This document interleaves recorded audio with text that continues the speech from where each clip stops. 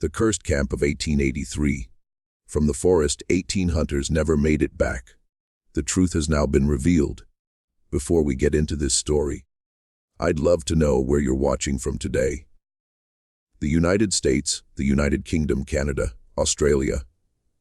And what time is it there? Drop it in the comments below. I always enjoy reading your messages. Now, let's begin. Across Montana Territory, the autumn of 1883 arrived colder than usual. By late September, frost had already settled on the wooden storefronts of Helena, and the first snow dusted the distant mountain peaks that loomed over the valley like ancient sentinels. The air smelled of wet earth and pine smoke, and each morning, the mist rolled down from the ridges in thick, ghostly waves that swallowed the town hall before the sun could burn it away. In the back room of O'Malley's trading post, 27 men gathered around a scarred oak table, their faces lit by the amber glow of oil lamps. These were hard men, trappers with calloused hands and scars earned from years spent in the wild. Some had been Civil War veterans. Others were drifters who'd come west chasing whispers of fortune. All of them shared one thing: desperation. The fur trade was dying. Prices had been driven down by competition, and the easy hunting grounds were picked clean. But there were still legends, really. Whispers of a valley deep in the wilderness where game ran as thick as water, where beaver dams stretched 100 yards, and where a man could make enough in a single season to retire comfortably. At the head of the table sat the man who'd spread those whispers, Silas Cray, a towering figure with shoulders like a bull and a voice that could silence any room. His reputation wasn't entirely spotless, but he knew the land better than any man alive. "Gentlemen," Silas began, his deep voice cutting through the murmur of conversation, "I ain't going to lie to you. This won't be easy. We're talking 3 weeks deep into territory most folks won't touch. But I've seen it myself. Valleys thick with elk, streams full of trout, beaver so fat they barely move." A younger man named Thomas Bell leaned forward eagerly. He couldn't have been more than 22, bright-eyed, his face still unmarked by hardship. "How come nobody's worked that territory before?" Silas's expression darkened just slightly. "Indians say it's cursed. Old Blackfoot legends. They won't go near it." He paused, letting that sink in. "But legends don't pay bills." Laughter rippled through the room, though not everyone joined in. Near the back, Elias Turner said nothing.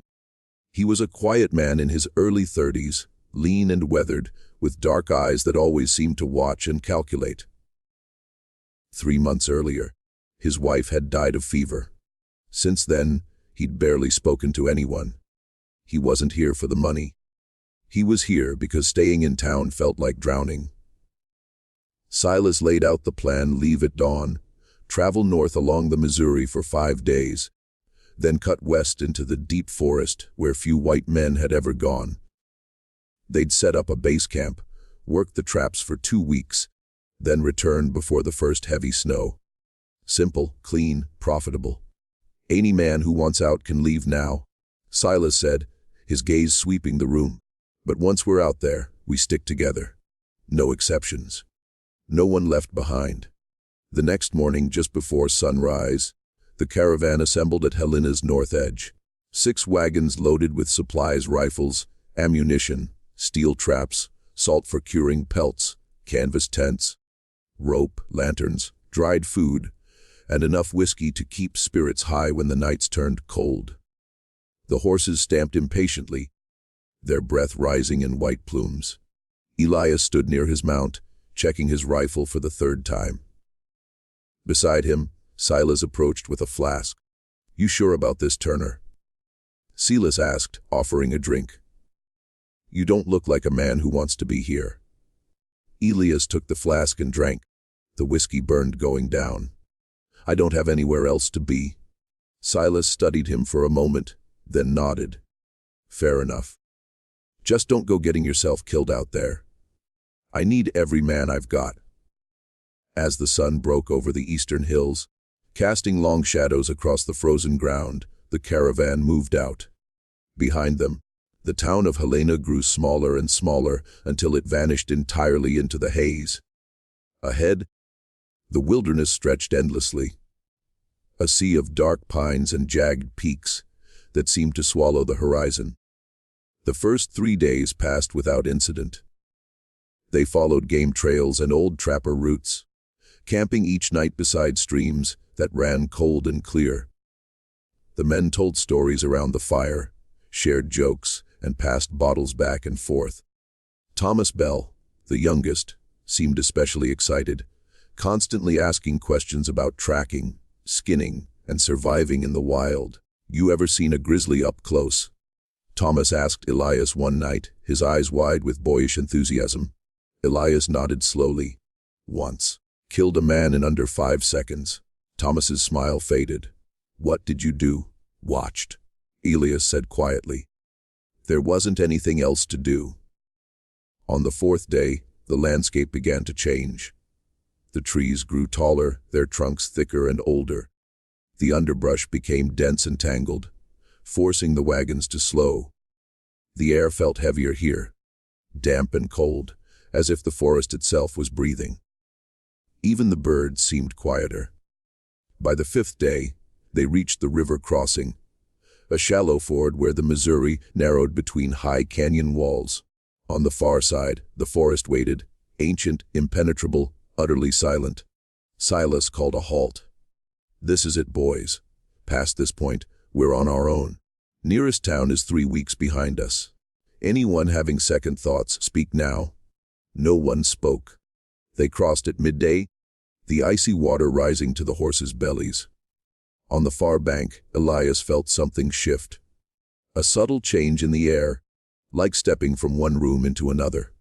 He couldn't explain it, but the forest ahead felt different. Alive, maybe, or aware. That night they made camp in a wide clearing surrounded by towering pines. The trees here were massive, some easily 10 feet across, their bark blackened and scarred by centuries of wind and fire. Silas marked the spot by hammering a wooden cross into the ground, a superstitious habit left over from his Catholic upbringing. "For luck," he said with a grin. The men laughed, but Elias didn't. Something about this place made his skin crawl. The silence was too complete, too perfect. No wind rustled the branches. No animals stirred in the underbrush. Even the fire seemed to burn quieter here, its flames flickering weakly against the darkness. Around midnight, Thomas shook Elias awake. "You smell that?" Thomas whispered, his face pale. Elias sat up slowly, breathing in. The air reeked of something foul. Rotting meat left in the sun, mixed with the sour stench of decay. It came from the north, drifting through the trees in thick, invisible waves. "Probably a dead elk," Elias muttered. "Go back to sleep." But Thomas didn't move. He stared into the darkness beyond the firelight, his hands trembling slightly. "I saw something out there, between the trees. It looked like a person, just standing there watching us." Elias followed his gaze, but saw nothing except shadows. "Your mind's playing tricks on you, kid. Happens to everyone their first time out." Thomas nodded slowly, but he didn't look convinced. He returned to his bedroll, though Elias noticed he kept his rifle close. The night passed slowly. Elias lay awake, listening to the silence, feeling the weight of the forest pressing down around them. Somewhere deep in the darkness, something moved. A soft rustling, like footsteps on dead leaves. But when he looked, there was nothing. When dawn finally came, pale and cold, Thomas Bell was gone. His bedroll lay empty beside the fire, his rifle still propped against a log. His boots sat neatly beside his pack, as if he'd simply stood up and walked away barefoot. But there were no footprints in the dirt, no signs of struggle, no blood. He had simply vanished. The morning Thomas Bell disappeared, the sky hung low and gray, as though sunlight itself refused to touch the forest. Mist drifted between the pines, thick as smoke, and the clearing where the hunters had pitched their tents looked more like a graveyard than a camp. Silas stood at the edge of the cold ashes, his jaw tight. "Spread out," he ordered. "Check the creek, the trail, the tree line." He can't have gone far. The men hesitated. None of them wanted to wander too deep into the fog, but no one dared disobey him either. Soon the camp emptied, leaving only Elias and two others. Matthew Harper, a broad-shouldered man with a scar across his cheek, and Samuel Pike, the quiet one who never spoke unless spoken to. Elias crouched near where Thomas had slept. The bedroll was unruffled. The dirt around it was smooth. Even the pine needles looked untouched. It was as if the boy had evaporated into the air. Could be he got spooked. Harper muttered, squatting nearby. Ran off in the night. Elias shook his head. Without boots. Without his gun. He looked toward the tree line. The mist trembled in faint waves, rising and falling with the morning air. It almost looked alive. By noon, the search party had found nothing. No tracks, no torn canvas, not even a bent branch. When Silas regrouped them, his face was stone. "We mark it and move," he said flatly. "You mean just leave?" One of the men snapped. "That ain't right, Silas." Silas turned on him. "If he's lost out there, he's already dead. You want to join him? Be my guest." No one replied. They marched north to higher ground, hoping to catch a better view of the terrain. The forest there grew even stranger. The pines older and darker, their roots rising like twisted serpents above the ground. The deeper they walked, the colder the air became. It wasn't the clean mountain cold of Montana. It was damp and heavy, carrying the faint odor of rot beneath the moss. It was Elias who noticed the carvings first. On the side of a tree stood a set of shallow marks. Not claw scratches, but deliberate carvings. Spirals and lines that looped inward, ending in a single perfect circle. Dozens of them etched into nearby trunks. "What the hell's that supposed to be?" Harper asked, running his hand over one. Elias didn't answer. He felt something wrong about the touch of it, as though the wood carried warmth. Faint but steady like skin just above fever. By late afternoon, they returned to camp. One man, Short Miller, a veteran trapper who'd wandered a little too far ahead, didn't come back. His trail ended abruptly at a dry creek bed that fed into nothing but moss and stone. No blood, no torn earth, no struggle, just gone. That night, the forest felt closer, pressing in from all sides, suffocating in its stillness. Most of the men stayed awake, weapons across their laps, their eyes glinting in the firelight. Silas sat apart, sharpening his knife. Elias approached him quietly. "You really think this is all coincidence?" Elias asked. Silas didn't look up. "You think I care what it is? We leave in the morning. We get out of these woods, back to the river, back to civilization. That boy trusted you." Elias said. "No, he's..." Silas's knife struck the ground between them. "Don't," he snapped. "Don't make this about trust. You've seen how this place eats at them. At you. These trees mess with the mind. We stay longer, more of us disappear." Elias said nothing. But as he turned away, he caught the faintest sound in the wind. Laughter, soft, distant, familiar. Thomas Bell's laughter. He froze. It came again, drifting from beyond the firelight, from deep between the pines.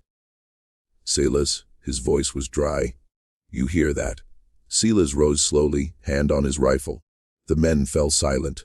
The laughter turned into humming, faint, tuneless, yet unmistakably human. Then a whisper. "Elias." He spun around, his pulse hammering.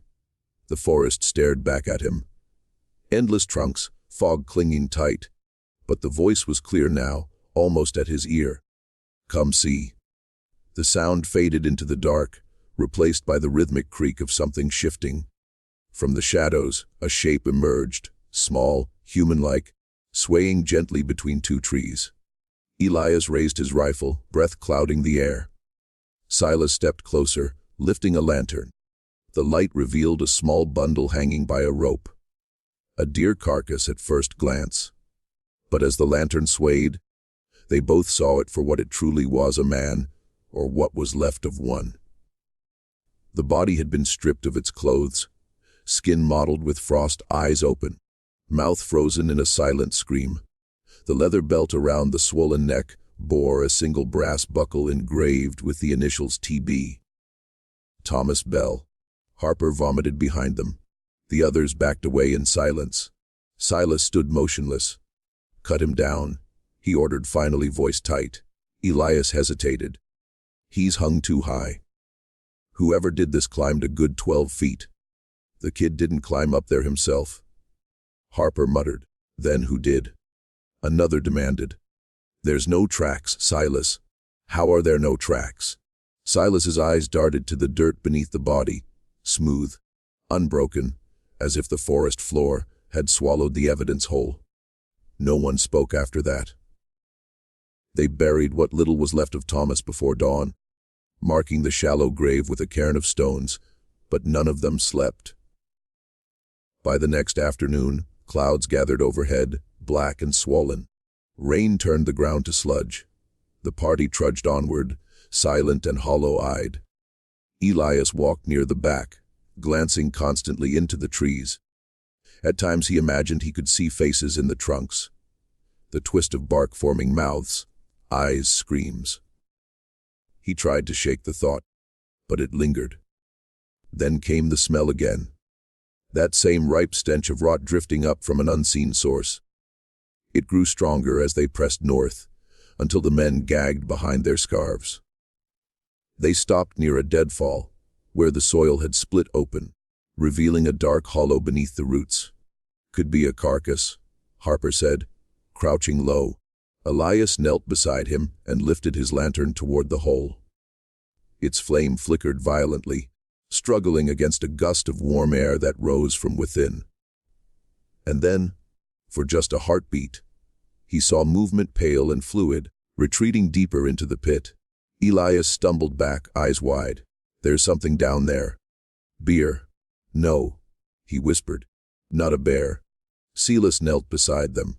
"Cover it. Seal it up." Now, they did, and before they finished, thunder shook the canopy above. Rain slammed down in thick sheets. By the time night fell, half the camp's supplies were soaked through. Tempers had broken, and fear had become something visible, a shared sickness in every face. "You notice," Elias said quietly to Silas later that evening, "how the compass keeps turning?" Silas looked up. "Meaning it doesn't point north anymore. Every direction's the same." Silas stared into the fire for a long moment. "No one tells the others. We sleep in shifts. At first light, we try again." "Try what?" "Finding our way out." Neither man spoke again that night. But as Elias finally began to drift toward sleep, a faint rustle came from behind his tent. A whisper too low to make out. Then another, dozens of them, like breath weaving through the trees. And when Elias opened his eyes, he saw them, tiny shapes forming in the dark, figures of ash and soil rising soundlessly from the earth, watching. By the seventh day, the forest had devoured every trace of laughter. The men moved like ghosts, eyes sunken deep, faces gray with exhaustion.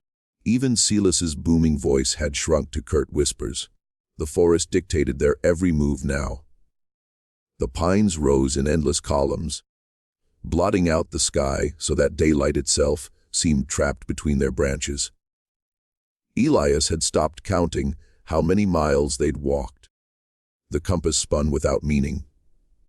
Maps had become useless, and every landmark repeated as though they were walking in circles. Yet whenever someone suggested turning back, Silas refused. "We keep moving," he said again and again, as though repeating it could make it true. But the forest didn't care what any of them believed. That evening, as rain whipped through the trees in cold sheets, they set up camp on a rise beside the river. The water ran dark with mud, moving slower than it should, sluggish, heavy. Elias glanced downstream, where the surface rippled strangely, as if something large shifted beneath. "Don't stare at that too long," Harper muttered beside him. "Feels like it's looking back." Elias gave a small nod. The smell of rot had grown stronger again, drifting along the wet wind. It clung to everything: their clothes, their blankets, the canvas walls of the tents. A few of the men began waking in the night, muttering about insects crawling under their skin. By the second night, Luther Kane, one of the older trappers, started whispering verses under his breath. Low, feverish prayers that no one recognized. Silas confronted him by the fire. "Luther, enough of that nonsense. You're scaring the others." The old man didn't even look at him. "They're under us," he murmured. "You can hear them if you stop breathing." Silas grabbed him by his coat. "You shut your mouth before I make you." Elias stepped in, prying Silas's hands away. "He's exhausted. Let him be." But when Silas turned toward the woods, his face changed. "What in God's name?" he whispered. At the edge of the camp, illuminated by the weak glow of the fire, stood several crude totems. Small wooden figures carved roughly from branches, each stuck upright into the ground. None of them had been there before. Elias walked closer. The carvings were human-like but wrong, elongated limbs, twisted faces, mouths open in silent screams. Around their necks hung strips of torn leather from their own packs. "Someone's messing with us," Harper growled, trembling. "Has to be." But Elias shook his head. The ground around the totems was smooth. No footprints, no disturbance. Just 7 figures watching in a perfect semicircle around the firelight. That night no one slept. By morning, Luther Kane was dead. Elias found him sitting upright against a tree, eyes open, face slack. His chest had stopped rising, but his lips were moving slightly, soundlessly, as though finishing a prayer. When they carried the body back to camp, something rattled in his coat pocket. Elias opened it and found a bundle of birch bark covered in symbols. Circles, spirals, repeating marks etched with ash and blood. And at the bottom, scrawled in shaky English, "It wakes beneath our feet." Silas refused a burial. He was losing his mind. "We burn it. All of it." As the flames consumed the bark, Elias swore he heard something from inside the fire, a soft, sharp cry, like air being sucked from lungs. By midday the rain stopped, and an eerie brightness seeped into the clearing. Mist drifted pale and luminous through the pines. It almost looked peaceful. Then Brandon Watts disappeared. He had been walking 10 feet ahead, carrying a coil of rope. Silas glanced back once, and he was gone. The rope lay neatly coiled in the dirt. The panic cracked what little was left of order. Arguments turned violent. Some accused Silas of leading them in circles. Others swore they'd seen shapes stalking them from the trees. When night fell, Elias took first watch. The forest was utterly still. The moon filtered weakly between the branches, falling on the black surface of the river. He glanced toward the remains of the fire, only embers now, and found himself staring into the glow. Then slowly movement, not behind him, beneath him. The dirt under his boots pulsed once, a soft, deliberate push upward, as if something massive shifted deep beneath the ground. The nearby pines rattled, their roots flexing faintly in the soil. Elias froze, the rifle trembling in his hands. A sound followed, low and guttural, like a deep breath drawn far beneath the surface. He stood perfectly still, eyes fixed on the earth. Then, faintly from the fire's red glow, came a whisper, "Elias." He turned sharply. Nothing, just the flicker of flame. Then again softer, closer. "Come closer." He took a step before realizing it wasn't a hallucination. The voice wasn't in his head. It was around him, weaving through the trees, circling the camp, multiplied into a dozen tones. The other men began stirring, Silas emerged, rifle drawn. "You hear that?" Elias nodded slowly. "It's calling names." Before Silas could reply, a scream shattered the stillness. High, raw, agonized. It came from the east ridge.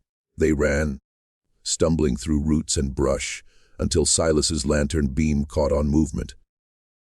A figure writhing on the ground, half buried in the soil. It was Harper.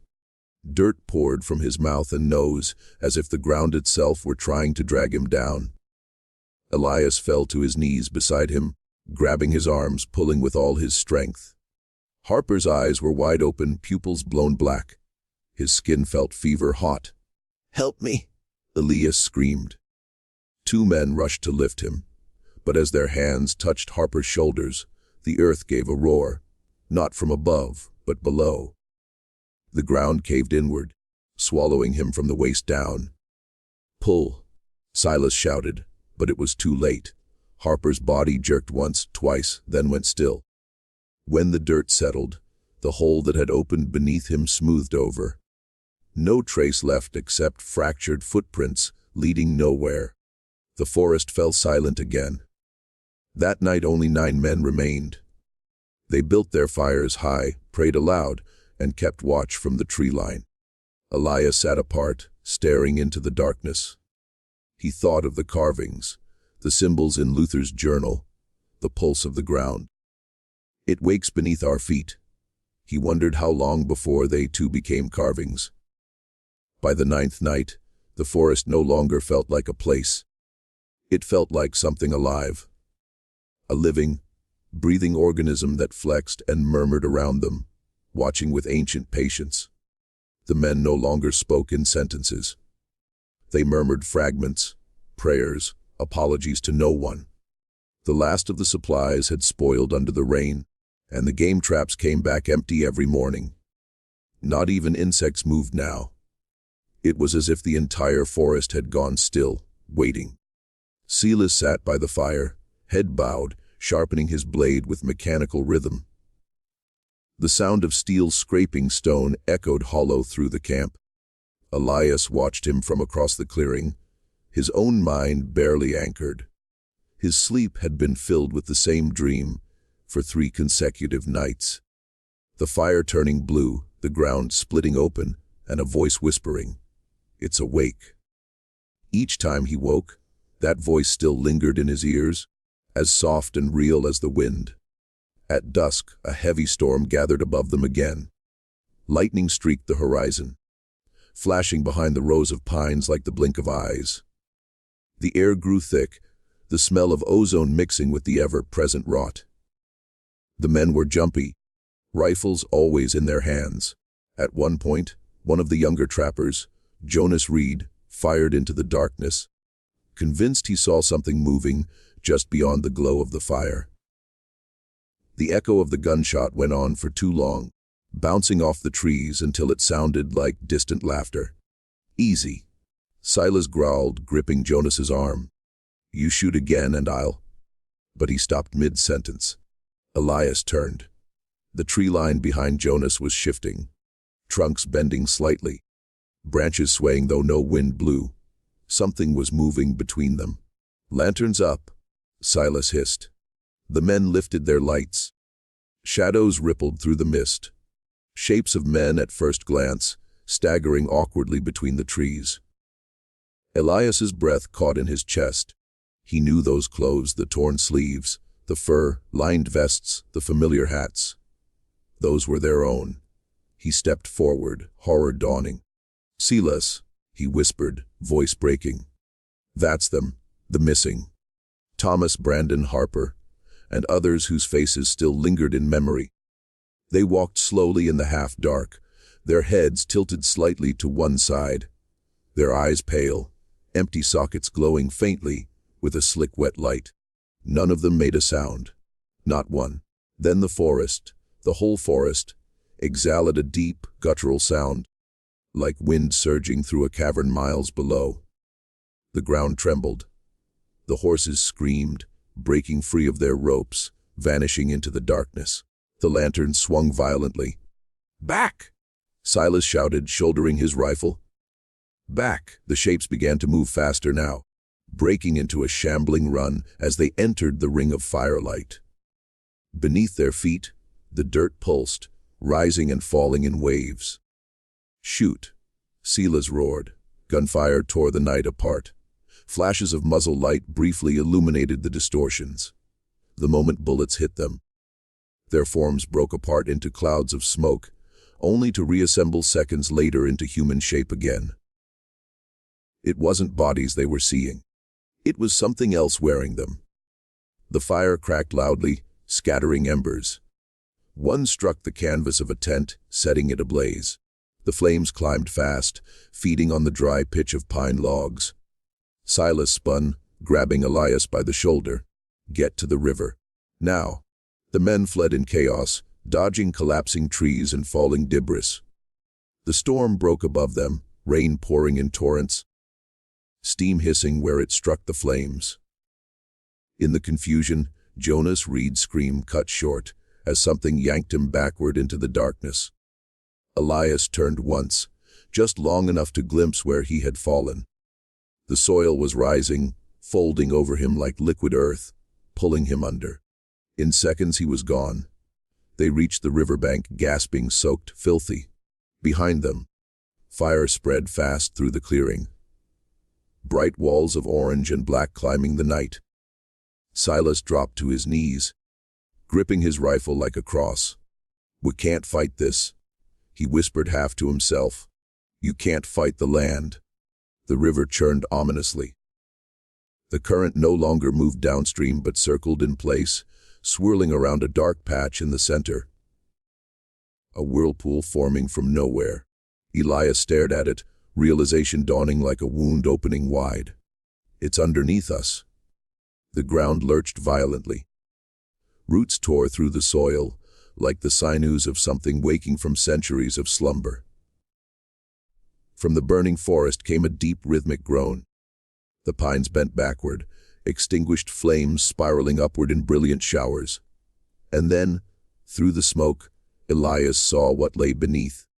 The earth had torn open, revealing layers of black roots pulsing like veins, glowing faintly with a reddish hue. Within them, shadows writhed, human shapes screaming soundlessly as if trapped inside. The frontier men who'd vanished, the Blackfoot hunters of old, perhaps even more, all fused into the living flesh of the forest's roots. Silas staggered back, eyes wide in horror. "Dear God!" Elias turned to him, voice shaking. "This is older than God." The ground split again, fire erupting through the cracks. Something vast and serpentine moved below. Unseen but massive, its passage shaking the very trees around them. The nearest wagon exploded as the earth swallowed half the camp in a roar of molten light. "Run!" Silas shouted, pulling Elias after him. They stumbled toward the far bank, ducking falling branches, slipping on slick stone. Elias turned briefly. The clearing was now just a crimson maelstrom of light, ash, and smoke. Within it, those same ghostly shapes stood watching, the reanimated dead of their party, motionless amid the inferno, as if guarding what had risen beneath. The last thing Elias saw before the fire engulfed everything was Silas standing on the ridge, rifle raised, screaming defiance at the endless dark. The earth opened, and he vanished into it. Elias ran until his legs gave out, collapsing in the mud as dawn bled over the ashes. Behind him, the forest smoldered quietly. No flame, no sound, only the faint hum of breath through the trees. The cursed valley had claimed its tithe. When Elias Turner woke, there was no forest, only silence and ash. He lay on his back, staring into a sky washed pale gray, the color of bone. Every breath hurt. His ribs felt cracked. His throat burned from smoke. Bits of blackened pine needles clung to his clothes. Around him the world looked erased. The trees that had surrounded them were gone, reduced to stumps, charred and smoldering. The earth split open in long gaping fissures. Nothing moved, no wind, no birds. Just that dreadful stillness that follows something too large for the mind to grasp. He rose unsteadily, his boots crunching over what had once been the camp. Melted metal from traps, broken rifle stocks, fragments of canvas fused to the soil. There were no bodies, not even bones. It was as though the men had been swallowed completely, erased not only from the earth but from memory. The fire should have spread for miles. Yet when Elias climbed a nearby ridge, he saw something that made his stomach twist.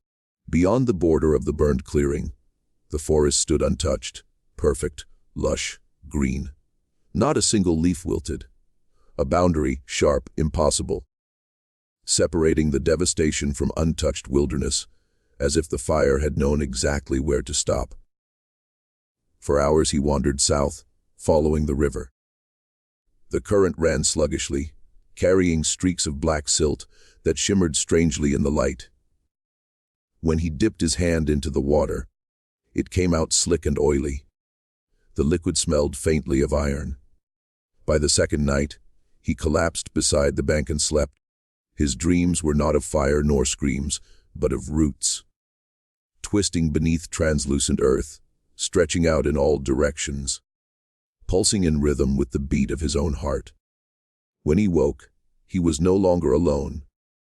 Two men on horseback approached from the south, miners from a nearby camp who'd spotted the smoke days earlier. They lifted him onto a wagon and took him back toward Helena, expecting him to be fever-mad. But Elias barely spoke. His eyes stared into something beyond sight, and when they asked what happened, he whispered, "The ground breathes where they fell." Those were his only words for nearly a week. Back in town, word spread quickly. 27 trappers gone. One survivor. The forest north of the river turned to ash. Helena's newspaper printed the story within days, labeling it the Cursed Camp Expedition. The details were inconsistent. Some claimed bandits had massacred them. Others said it was a wildfire or a landslide. Elias didn't argue. He sat alone in a boarding house room, his hands never still, sketching again and again the same thin spirals, circles within circles, black charcoal grinding into the paper, until his fingertips bled. A doctor visited, assuming it was shock. He asked what the drawings meant. Elias simply replied, "It marks where it feeds." He refused further treatment. In the spring of 1884, Elias vanished from Helena. He was last seen walking north along the Missouri, carrying only a hunting knife, a notebook, and a single compass. No one ever saw him again. Decades passed. The story faded into local folklore, the kind told by hunters around fires to test courage. They said the valley where Silas and his men vanished was reclaimed by the land. Maps changed, trails shifted. No one could agree exactly where it had been, until 1909, that summer. A team of railway surveyors working near the northern slopes of Helena reported something strange in area, where compasses spun out of control, where animals refused to cross. When they cleared land for a new track, they discovered beneath the soil a layer of burnt timber and melted metal. Among the debris, they found fragments of a nameplate from a trapper's satchel. The letters barely legible, but unmistakable SCRAY. Then came the other find, one the company never reported publicly. Workers unearthed a buried object among the roots of a massive pine, a wooden totem, blackened but unburned, its carved face split in two.